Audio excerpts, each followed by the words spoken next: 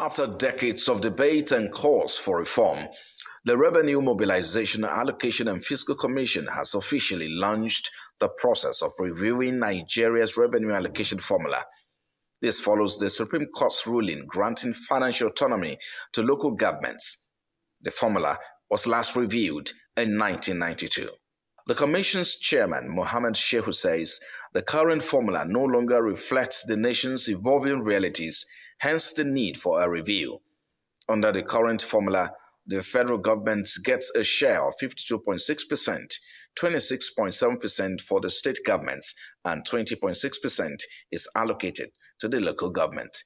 The aim of the review is to produce a fair, just, and equitable revenue sharing formula that reflects the current responsibilities, needs, and capabilities of the three tiers of government, federal, states, and local governments, in line with the constitutional rules.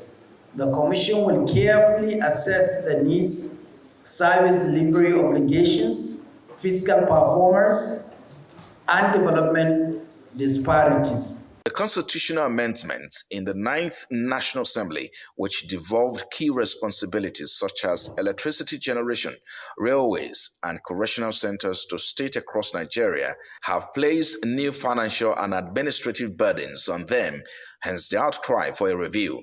The plan is to put more money in the hands of states so that more Nigerians can be attended to at the subnational levels. The Revenue Allocation and Fiscal Commission should not simply be sharing. Sharing is creating the sense of laziness, a lack of creativity, and undermining accountability at that level.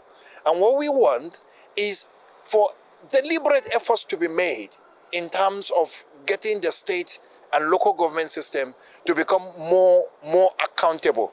The current structure gives states, 36 states share 26.72%. Okay, now out of the money that goes to the federal government, which is 52.68. So if we are increasing by say 5%, for example, we can say that 5% should go to infrastructure fund, okay, or human capital fund. Whatever it is, it should be ring-fenced. The influx of money into the local government is going to be huge, and if you don't have accountability mechanism, those money will continue to be misappropriated. And more importantly, the governors are still having control over what happens in the local government.